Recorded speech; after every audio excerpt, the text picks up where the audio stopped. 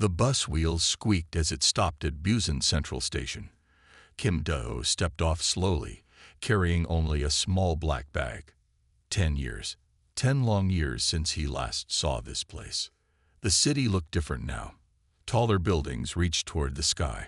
New roads cut through old neighborhoods. But the smell was the same. Salt from the ocean mixed with street food and car exhaust. Daeho walked through the busy streets. People rushed past him without looking. They did not know what he had seen. They did not know about the wars among the stars. They did not know about the alien worlds where humans fought and died. His body felt strange here. The alien technology inside him made everything seem too slow, too quiet. His enhanced eyes caught every small movement. His improved ears heard conversations from blocks away. The peaceful sounds of home felt wrong after years of battle. He turned onto Maple Street, the road where he grew up. The houses were smaller than he remembered. Some were painted new colors. Mrs. Park's flower garden was gone, replaced by a parking space. Daeho stopped in front of his old house. His family had moved away years ago, but he still remembered every window, every crack in the sidewalk. This was where it all started. This was where Park Min-ho and his friends made his life hell. You're worthless, Kim Do. Nobody likes you. Why don't you just disappear? The old words echoed in his mind. 15 years old, skinny, afraid. That was who he used to be. Now his muscles were stronger than any human should be. His bones were harder than steel. His blood carried healing power from alien science. But inside, part of him still felt like that scared kid. A woman walked by with her small son. The boy dropped his toy robot. Without thinking, Daeho picked it up and handed it back. The child smiled and said thank you. Such a simple, kind moment. Daeho had almost forgotten what normal kindness felt like. He walked to the old coffee shop on Spring Road. The same red sign hung over the door, but everything inside was modern now. Shiny machines and bright lights replaced the old wooden tables he remembered. Daeho ordered black coffee and sat by the window. He watched people walk by. Office workers, students, mothers with babies. Regular people living regular lives. No one was shooting at them. No one was trying to kill them. How strange that seemed now. Daeho? Kim Do, is that really you? He turned around. A woman stood there, wearing a blue dress and carrying school books. Her hair was shorter now, but he knew that face immediately. Koi Subin, his old classmate. The girl he used to watch from across the classroom, too shy to ever speak to her. Hello, Subin, he said quietly. She sat down across from him, her eyes wide with surprise. I can't believe it's you. You look so different. Bigger, stronger. Daeho nodded. Different was a good word for it. I heard you joined the military. Subin continued. My mom said you went to fight in the space wars. Is that true? Yes. That must have been scary. Daeho almost laughed. Scary was fighting 3-meter-tall aliens with poison claws. The high school looked smaller than Daeho remembered. The same gray buildings, the same cracked basketball court. But now it felt like a toy model of his memories. He did not want to come to the reunion. His sister Hyuri had begged him for weeks. You need to face your past, she had said. You can't hide forever. Hiding. That was what she called it. Daeho called it surviving. The school gymnasium was decorated with balloons and old photos. Former classmates stood in small groups, laughing and talking. Everyone looked older, softer. Most had wedding rings and tired eyes. Daeho stayed near the wall, watching. His enhanced hearing picked up dozens of conversations at once. Talk about jobs, families, mortgages, normal adult problems. Look who decided to show up. The voice made Daeho's blood run cold. He turned slowly. Park Min-ho stood there, wearing a perfect black suit. His hair was styled like a movie star. Gold watch, expensive shoes, confident smile. Everything about him screamed success. Kim Do, Min-ho said, extending his hand. Wow, you got big. Military life was good to you. Daho did not shake the hand. Minho's smile did not waver. Come on, don't be like that. Minho laughed. We were just kids back then. Kids do stupid things, right? Stupid things, Daho repeated quietly. Exactly. Water under the bridge. I'm a VP at Hansung Corporation now. You should be proud. Your old classmate made it big. Daho's enhanced vision caught micro-expressions on Minho's face. The slight twitch near his left eye. The fake smile that did not reach his pupils. The way his shoulders tensed despite his casual tone. Minho was afraid. Good. Daho sat in the internet cafe at 3 in the morning. The place was almost empty except for a few students playing games. He had been here for 6 hours, his fingers moving across the keyboard like a machine. His military friend Han Woojin had taught him many things during the war. Computer skills were one of them. Alien technology had made human computers look like toys, but the basic principles remained the same. He started with Park Minho's company, Hansung Corporation. On the surface, everything looked perfect. Clean website, happy employee photos, awards for excellence. But Daho dug deeper. Safety reports that disappeared, worker complaints that were ignored, families who lost loved ones in factory accidents and received nothing. The company had paid bribes to government inspectors to hide the truth. Minho was still a bully. Now he just bullied people with money instead of fists. Next was Lee Jinwoo's restaurants. 3 locations, all doing well according to public records. But Daho found bank transfers that did not make sense. Money going to strange companies. Cash deposits that were too large for normal business. He traced the money trail. It led to loan sharks, gambling rings, and worse. Jinwoo was washing dirty money through his restaurants. The same coward who used to steal lunch money was now helping real criminals steal much more. Yoon Taemin was the hardest to investigate. Politicians were good at hiding their crimes. But Daho had learned patience during the war. He searched through city council records, construction permits, police reports. Slowly, a picture formed. Taemin had been taking bribes from developers. Parks were destroyed to build expensive apartments. Poor families were forced out of their homes. When citizens complained, their reports vanished. But there was something else, something worse. Daho found news articles about teenage suicides in Busan.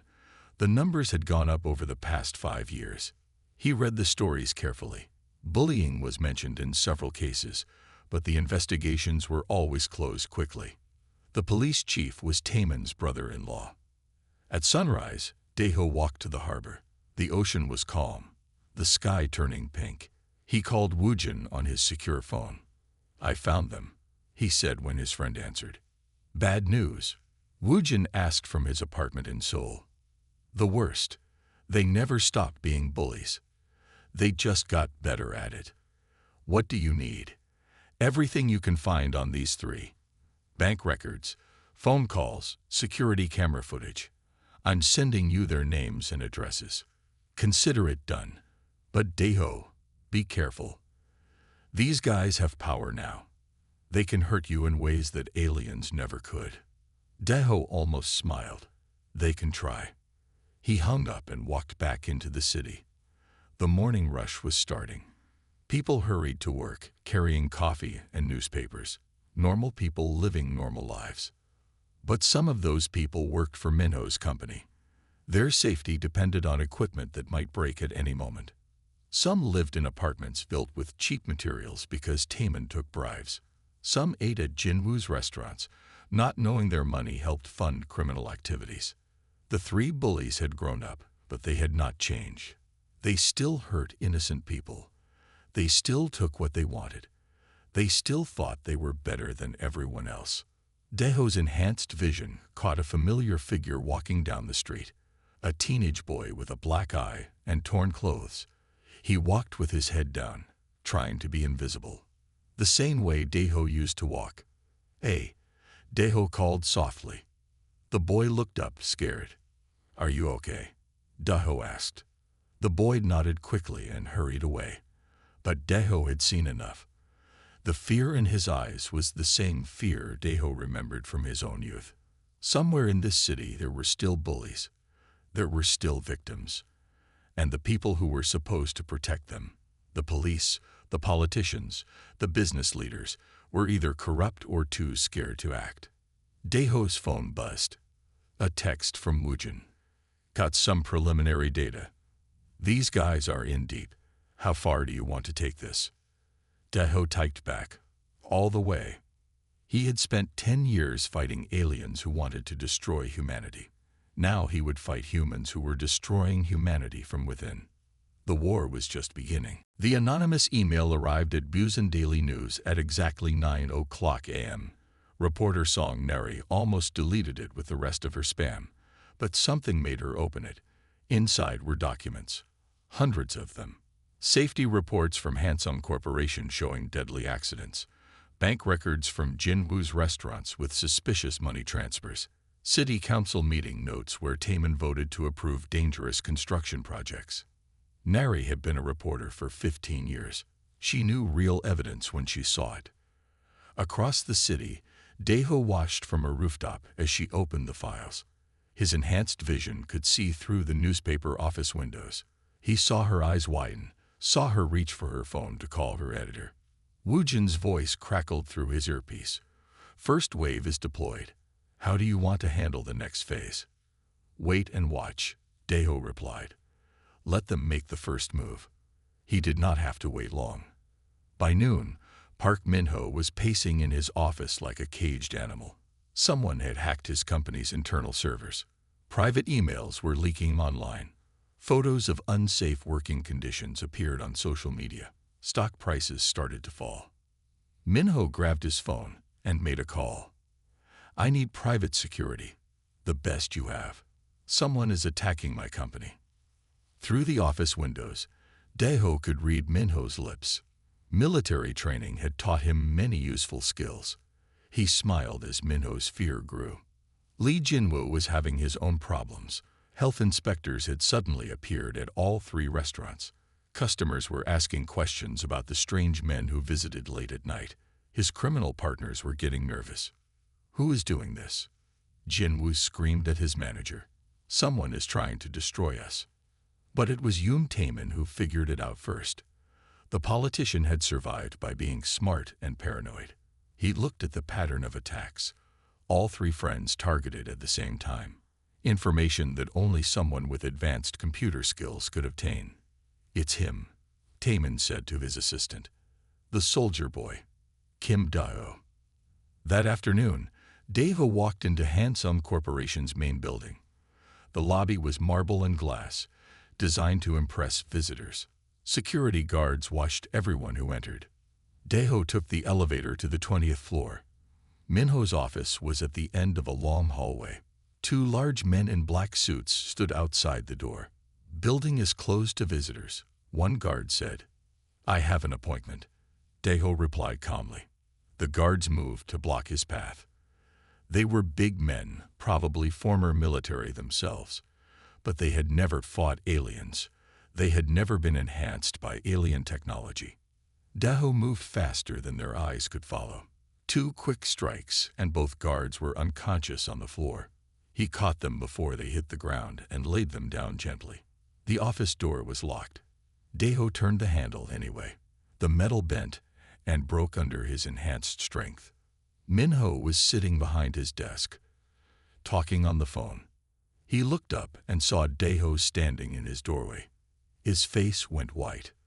I'll call you back, Min-ho whispered into the phone. Hello, Min-ho, Daho said, stepping into the office. We need to talk. How did you get past security? They're taking a nap. Min-ho's hand moved toward a panic button under his desk. Daho crossed the room in 2 steps and grabbed his wrist. Not hard enough to break it, but hard enough to make his point. Don't, Daho said quietly. Min-ho stared at him with wide eyes. For the first time in 20 years, he was the scared one. What do you want? Min-ho asked. I want you to stop hurting people. I want you to fix what you've broken. I want you to face the consequences of your actions. You're crazy. You think you can just walk in here and threaten me? I have connections. I have power. Daho squeezed slightly. Minho gasped in pain. You had power over a 15-year-old boy, Daho said. I'm not 15 anymore. He released Minho's wrist and stepped back. Minho rubbed his arm, his expensive watch now broken. This is just the beginning, Daho continued. I know about the safety violations. I know about the bribes. I know about the families you've destroyed. And soon, everyone else will know too. You can't prove anything. Daho smiled. I already have. He turned and walked toward the door. Behind him, Minho reached for his phone again. One more thing, Daho said without turning around. If you try to hurt my family, I will stop being nice. He walked out, leaving Minho alone with his fear. The war had officially begun. Kim Hyuri was walking home from her teaching job when they grabbed her. 3 men in dark clothes pulled her into an alley behind the school. She tried to scream, but one covered her mouth with his hand. Listen carefully, the leader said.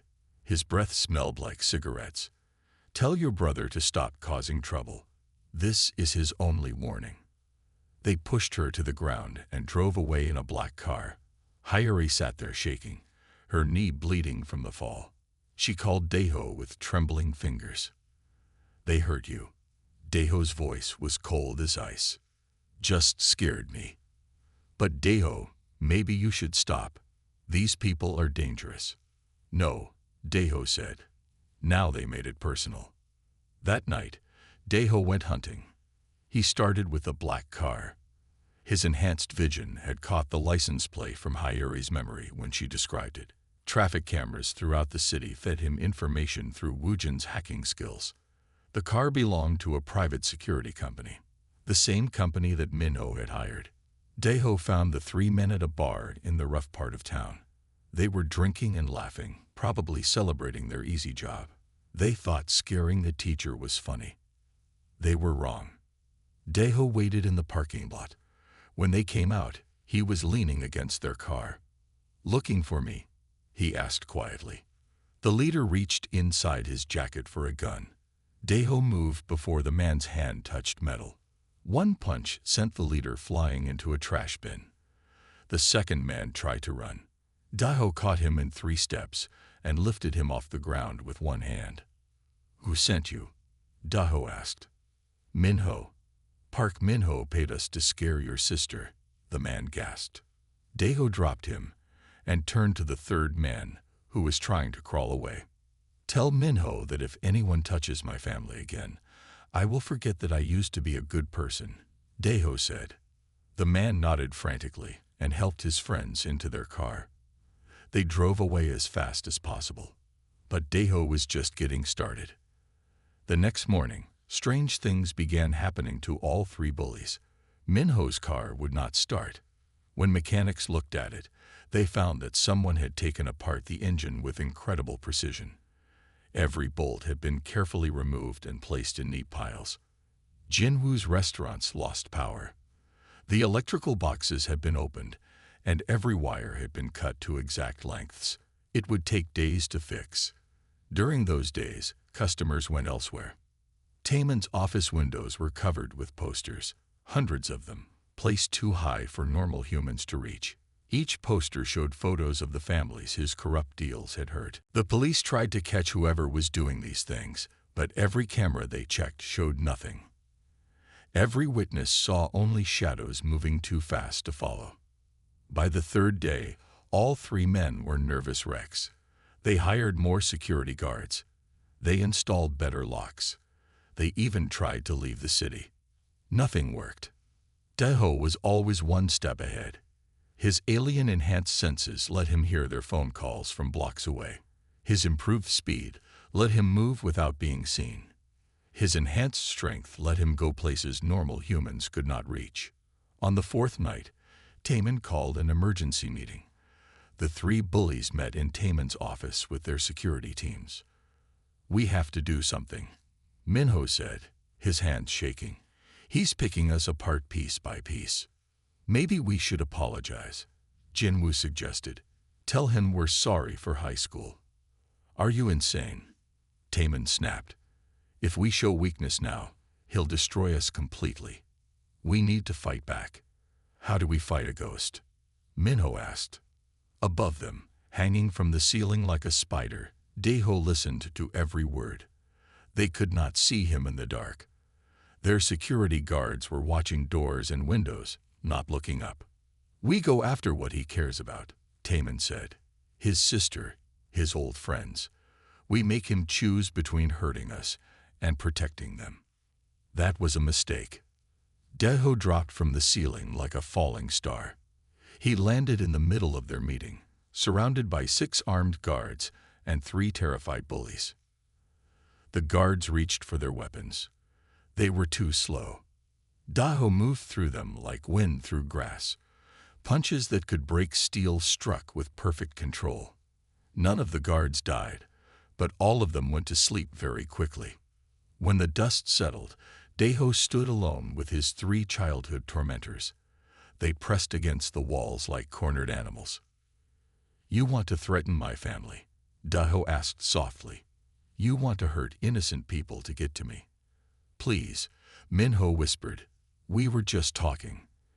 I spent 10 years fighting real monsters, Daeho continued. Aliens who wanted to wipe out humanity. Do you know what I learned? They shook their heads. I learned that the worst monsters look just like us.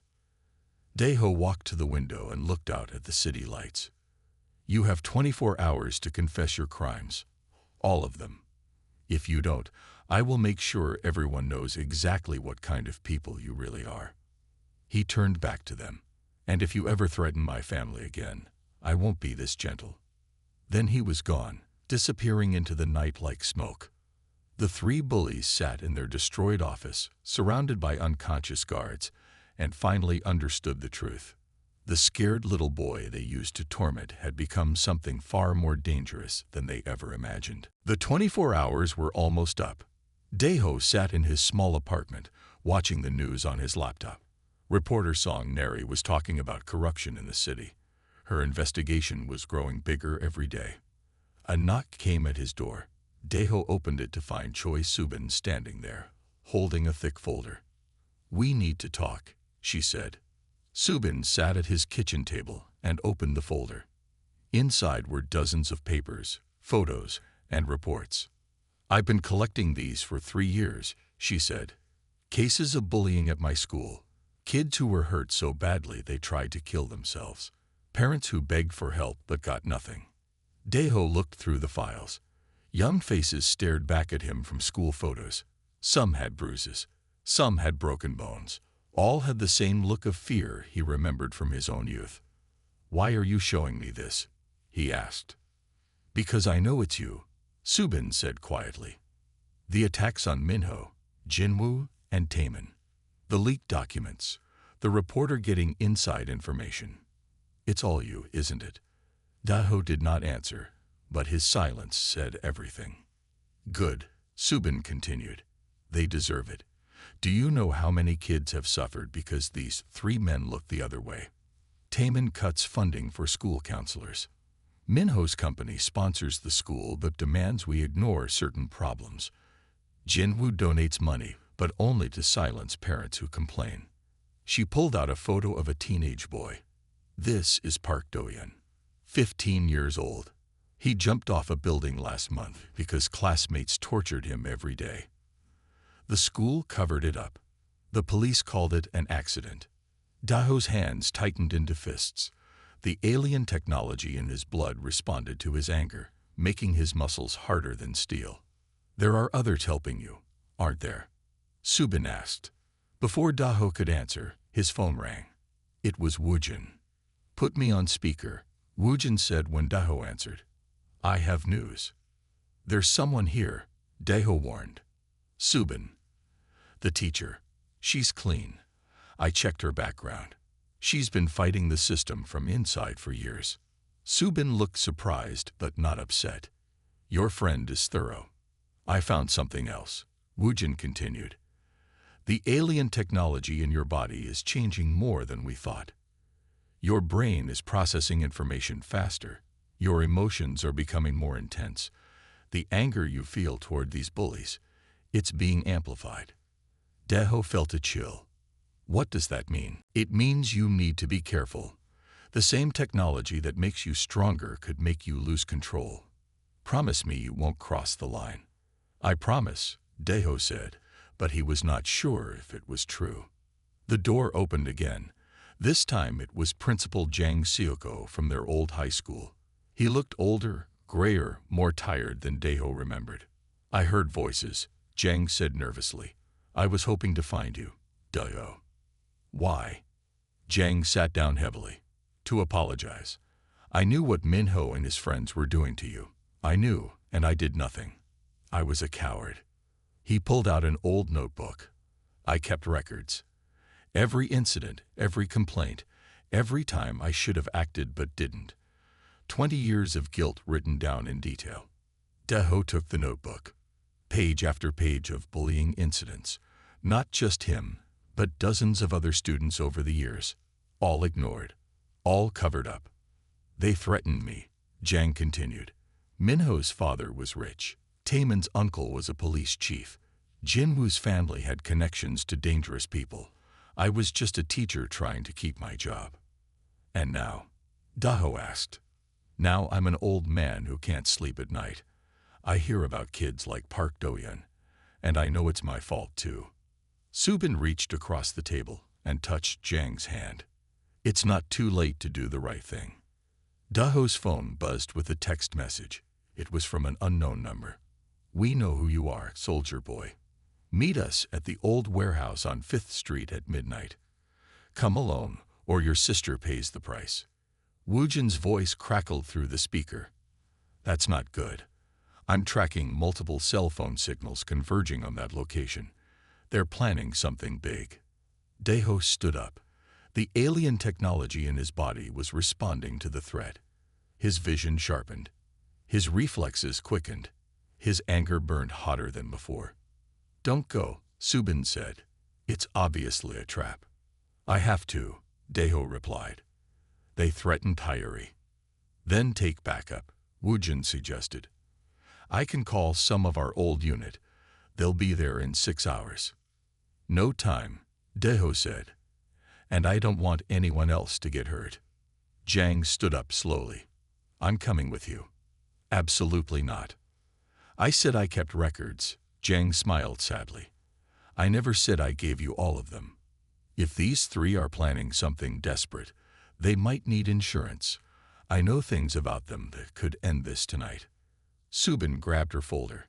I'm coming too. These files contain evidence that could put all 3 of them in prison for life. Deho looked at his unlikely allies, a guilty principal, a determined teacher, and a worried friend on the phone. Not exactly a military unit, but maybe they were exactly what he needed. All right, he said, but we do this my way. And if things go wrong, you run. Understood. They nodded. Outside, midnight was approaching fast, and somewhere in the darkness, 3 bullies were preparing for their final play. Song Neri's news report went live at 6 p.m.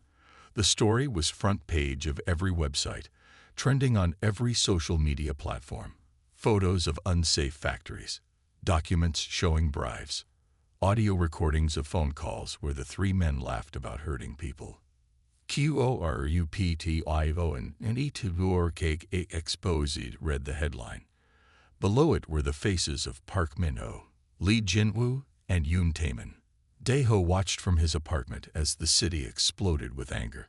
His phone buzzed with messages from Woojin. Stock market is crashing. Minho's company lost 60% of its value. Taemin's political party is calling for his resignation. Jinwoo's restaurants are being boycotted. By 8 p.m., crowds gathered outside City Hall. People held signs with photos of victims. Parents whose children had been bullied. Workers who had been hurt in Minho's factories. Families forced from their homes by Taemin's corrupt deals. We want justice, they chanted. No more cover-ups. At 9 p.m., the 3 bullies made their move. Taemin appeared on television for an emergency press conference. He stood behind a podium, looking tired and defeated. "Citizens of Busan," he began, "I want to address the serious allegations that have been made against me and my colleagues." Daeho leaned forward, watching carefully. "These documents are fake," Taemin continued. "They have been created by someone with a personal grudge against us, someone who wants to destroy our reputations and harm our city." The crowd outside City Hall booed loudly. "I have served this city faithfully for 10 years, Taemin said. "I have never taken bribes. I have never hurt innocent people. These lies are the work of a disturbed individual who cannot accept that we have moved on from our school days." He looked directly into the camera. "Kim Do, I know you're watching. Your military service should have taught you honor. Instead, you've chosen revenge. You're hurting innocent people with your lies." Daho's hands clenched. The alien technology in his blood responded to his rage. His vision turned red at the edges. Minho appeared next, flanked by lawyers. "My company has always followed safety regulations," he declared. "These fake documents were planted by hackers working for a former classmate who was jealous of our success. More lies, more attempts to make themselves look like victims." Jinwoo's statement was broadcast from his restaurant. "I'm just a simple businessman trying to feed families," he said tearfully. "Someone is trying to destroy me because of things that happened when we were children. This is cyberbullying at its worst." At 10 p.m., the police made an announcement. Chief Kim Bong-soo, Taemin's brother-in-law, spoke to reporters. "We have evidence that these cyber attacks were conducted by Kim Do, a military veteran," he said.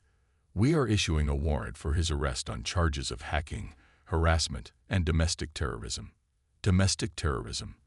They were calling him a terrorist for exposing their crimes. Daeho's phone rang. It was Hyuri. "Don't come home," she said quickly. "There are police cars everywhere. They're watching the house. Are you safe?" "Yes, I'm staying with friends." "But Daeho, everyone is talking about this. Half the city thinks you're a hero. The other half thinks you're a criminal." At 11 p.m., something unexpected happened. Other victims started coming forward. People who had been afraid to speak before found courage in numbers. A factory worker named Kim Jong-soo held up his scarred hands on live television. "Minho's company told me these burns were my fault," he said.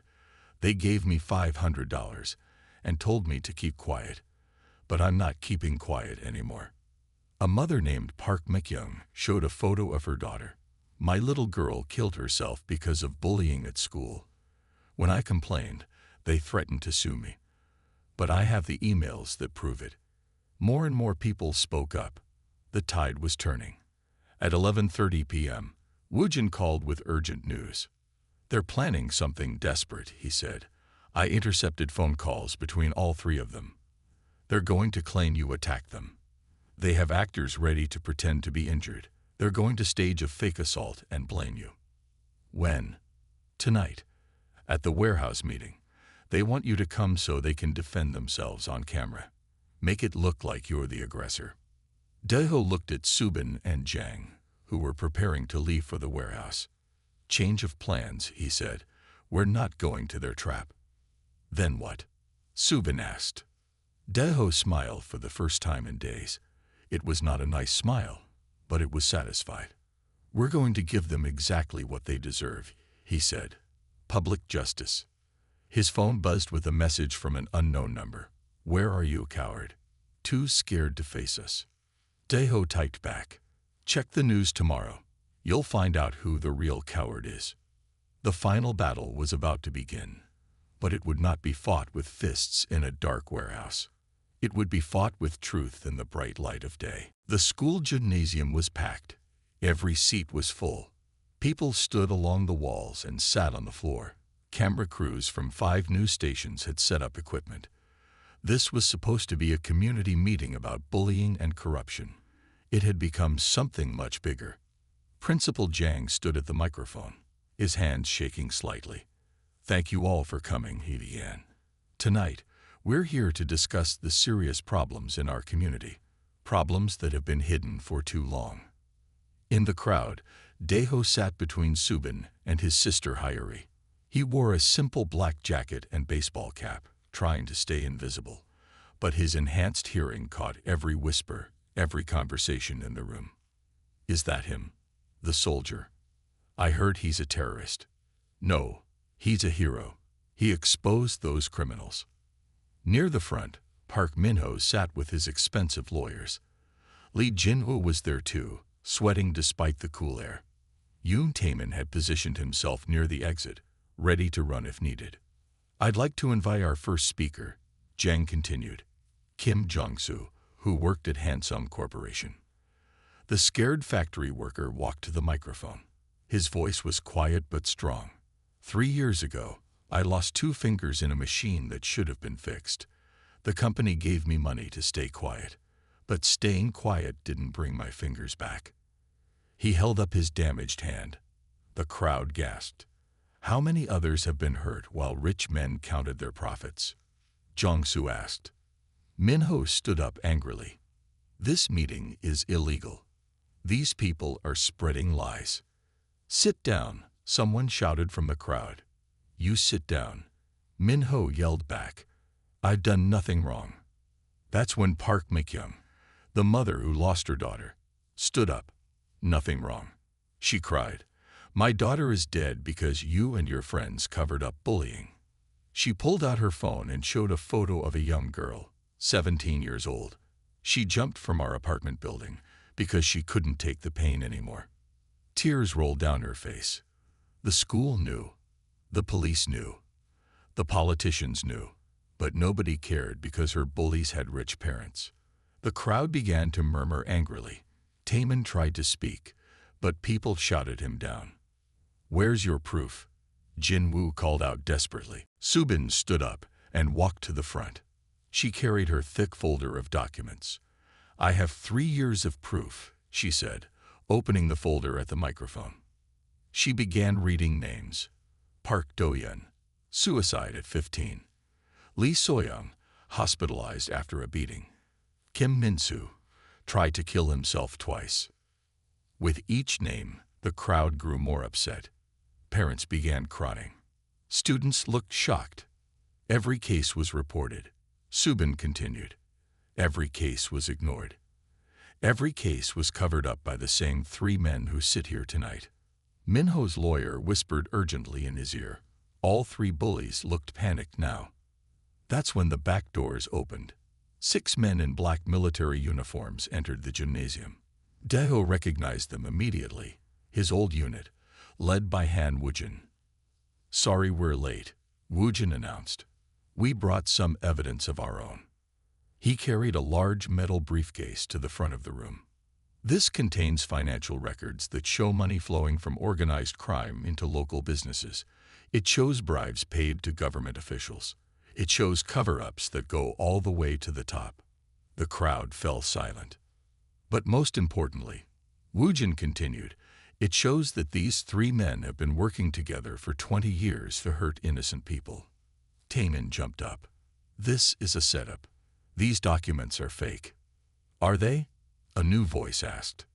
Everyone turned.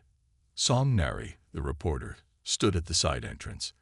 Behind her were 3 police officers, but not local police. These wore the uniforms of the National Investigation Service. We've been investigating this corruption network for 6 months, she announced. Tonight, we have enough evidence to make arrests. The 3 bullies looked at each other in panic. Jin-woo tried to run for the exit, but the crowd blocked his way. Wait, Deho said, standing up slowly. The entire gymnasium turned to look at him. Cameras focused on his face. This was the moment everyone had been waiting for. Before you arrest them, Deho said, walking to the microphone, I want to say something. He looked at Min-ho, Jin-woo, and Taemin, 3 men who had made his childhood hell. 3 men who had never stopped being bullies. 20 years ago, you 3 made me feel worthless. Deho began. You told me I was nothing. You told me I would never amount to anything. The room was completely silent. You were wrong, he continued. I became something you could never be. I became someone who protects people instead of hurting them." He gestured to the crowd. "Look around you. Look at all the people you've hurt. Look at all the lives you've destroyed. And ask yourself, who's the real loser here?" Minho tried to say something, but no words came out. "You can arrest them now," Daeho said to the officers. As the handcuffs clicked shut, the gymnasium erupted in cheers. 6 months later, Daeho stood in front of his new office building. The sign read Second Chance Foundation, supporting victims and veterans. The morning sun reflected off the clean windows, and he could see people already waiting inside. Park Min-ho was serving 8 years in prison for corruption and criminal negligence. His company had been sold to pay compensation to injured workers. Lee Jin-woo got 6 years for money laundering and tax evasion. His restaurants were closed forever. Yoon Tae-min received 10 years for bribery and abuse of power. His political career was destroyed. The trials had been watched by the entire country. Other cities began investigating their own corruption problems. Other victims found courage to speak up. The 3 bullies had become symbols of everything wrong with unchecked power. Daeho walked into his office. The first person he saw was a teenage boy sitting nervously in the waiting area. The boy had a black eye and torn clothes, the same look Daeho remembered from his own youth. "What's your name?" Daeho asked gently. "Cho Min-jae," the boy whispered. I heard you help people like me. People like you. People who get picked on. People who are afraid." Daeho sat down beside him. "What happened to your eye?" "Some older kids at school. They said I was weird. They pushed me around, took my lunch money. Yesterday they said they were going to make it worse." Daeho felt the familiar anger rising in his chest. The alien technology in his blood still responded to injustice, but now he had learned to control it, to use it for good instead of revenge. "Have you told anyone?" Daeho asked. "My parents don't believe me. The teachers say boys will be boys. The principal says I should try harder to fit in." Daeho nodded. The same excuses he had heard 20 years ago. "What if I told you that you don't have to face this alone?" Hope flickered in Min-jae's eyes. "Really? Really? We're going to help you. We're going to make sure those bullies can't hurt you or anyone else ever again." Daeho's assistant knocked on the door. "Your 10 o'clock appointment is here."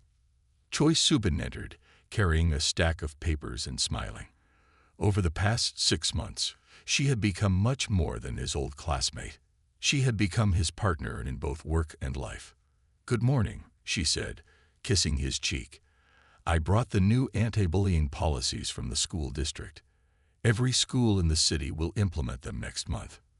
She noticed Min-jae and sat down across from him. "What's your story, young man?" As Min-jae explained his situation again, Daeho watched Subin's face. She listened with the same care and attention. She gave every victim. It was one of the many reasons he loved her. "We'll visit your school tomorrow," Subin promised. "We'll talk to the principal, the teachers, and the bullies. If they won't listen, we'll go to the media. If the media won't help, we'll go to the police. And if the police won't act, we'll find someone who will." Min-jae's eyes widened. "You can do that. We can do that," Daeho confirmed. "Because you're not alone anymore." The door opened again. Han Woojin walked in, now wearing a suit instead of military uniform. He had left the army to help run the Foundation's technology division. "Morning briefing," he announced. "We've got 12 new cases this week. 3 cyberbullying situations, 4 workplace harassment complaints, and 5 school bullying reports. Also, 3 more cities want to start their own second chance programs." Daeho smiled. The Foundation had grown faster than he had ever imagined. What started as personal revenge had become something much bigger. A movement to protect the vulnerable and hold the powerful accountable. "Oh, and the government called," Woojin continued. "They want you to head up the new National Anti-Bullying Task Force." "What did you tell them?" "I told them you're busy helping real people solve real problems. But they're persistent." Daeho looked around his office. Photos of success stories covered the walls. Letters from grateful families filled his desk. Former victims who had found their strength again. "Maybe later," he said. "Right now, I have work to do." He turned back to Minjae, who was looking less scared and more hopeful with each passing minute. "Now let's talk about those bullies at your school," Daeho said. "Do you know their names?" As Minji began to speak, Daeho felt something he had not experienced in years. Complete peace. The alien technology in his body hummed quietly, no longer driven by rage but by purpose. He had returned from the stars as a warrior, but he had found his true calling as a protector. Outside, the city of Busan continued its daily routine. But it was a different city now. One where victims had voices, where bullies faced consequences, and where a former scared child had grown up to become a guardian for others. The war was over. The healing had begun, and Kim Daho had finally come home.